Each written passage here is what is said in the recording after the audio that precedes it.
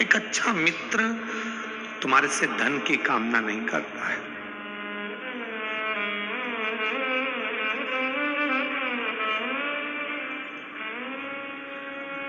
जुड़े हुए, जो पुराने जुड़े हुए हैं ना, उनको जोड़ कर रखिए,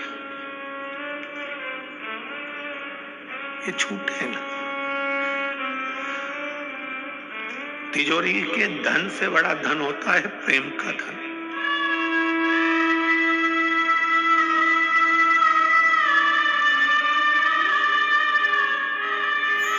मित्रता वो धन है। मित्रता केवल ये नहीं है कि मित्रता केवल लड़के लड़के, लड़की लड़की। मित्रता एक बूढ़ा माँ बाप से भी होती है। वो भी चाहते हैं जब मैं नौकरी से आऊं तो मेरे बच्चे मुझसे चिढ़कर ना बोले, चिढ़कर ना। जब मैं सर्विस से आऊं, नौकरी से आऊं, काम से आऊं, तो बच्चे प्रेम से बोले। श्री शिवाय नमस्तुभ्यम। हर हर महादेव। भक्तजनों, अभी हाल फिलहाल में जो कथा समाप्त हुई है, हालेकोसा छत्तीसगढ़ में राजनांदगांव में जो चल रही थी 7 दिवसीय शिव महापुराण कथा, उसमें अंतिम दिन गुरुजी की आंखों से आंसू आ गए। क्या कारण था? गुरुजी को देखते हुए सभी भक्त भी रोने लगे, उनको भी दुख होने लगा। क्या बात थी? किस वजह से गुरुजी की आंखों में आंसू आए? वो सब कुछ जानेंगे इस छोटी सी वीडियो में। आपको बता दें कि हाल ही में जो कथा चल रही थी 7 दिन की, 7 दिवसीय कथा शिव महापुराण, जो कि राजनांदगांव छत्तीसगढ़ में थी, वहाँ कथा समाप्त होने पर जो आखिरी दिन था उसमें गुरुजी के आंसू निकल आए। गुरुजी ने कहा कि हम अपने मित्र को हम सच्चा मित्र कैसे पाएं। जरूरी नहीं है कि लड़की लड़का ही मित्र हो सकते हैं। हमारे माँ बाप भी हमारे मित्र हैं। कभी ठंडी में तो कभी गर्मी में अपने माता पिता को एक बार ज़रूर पूछो, माँ तुझे क्या चाहिए, पिता आपको क्या चाहिए। पिता चाहता है कि जब भी हम ड्यूटी से आएँ तो मेरे बेटे मुझसे अच्छे से बात करें। ये बोलते हुए गुरुजी भावुक हो गए और फूट फूट कर रोने लगे। आपको बता दें कि जो शिव पुराण कथा चल रही थी वो हाल ही में संपूर्ण हुई है।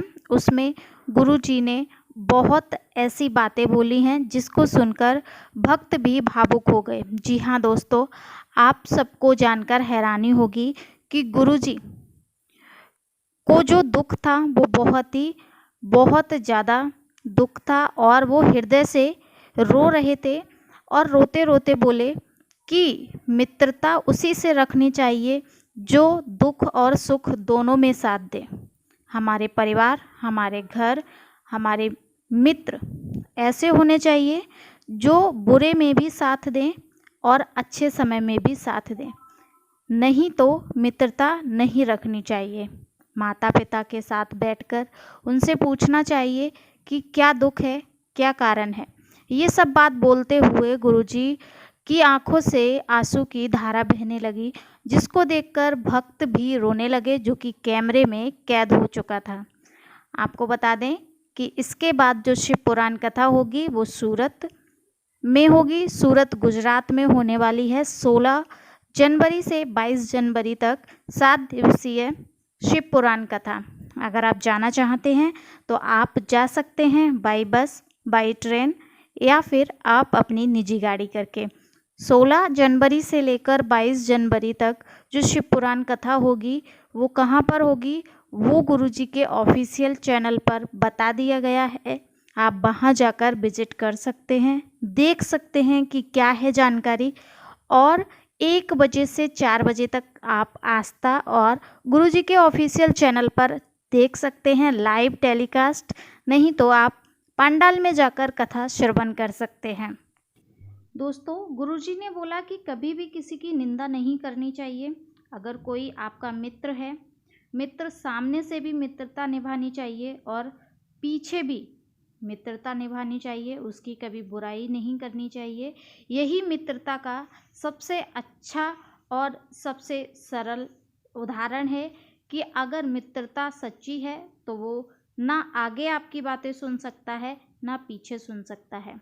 कोई अगर बुराई करता है तो वहाँ से चले जाना ही अच्छा है। गुरुजी ने ये भी बताया कि अगर आप शिव पुराण कथा सुनते हैं तो आपके दिल में और मन में हमेशा यही होना चाहिए कि एक लोटा जल चढ़ाने वाला कोई भी व्यक्ति हो वो हमारा मित्र ही है। वो शिव का भक्त है और हम भी शिव के भक्त हैं, तो शिव का भक्त हमारा मित्र ही होगा, शत्रु नहीं हो सकता।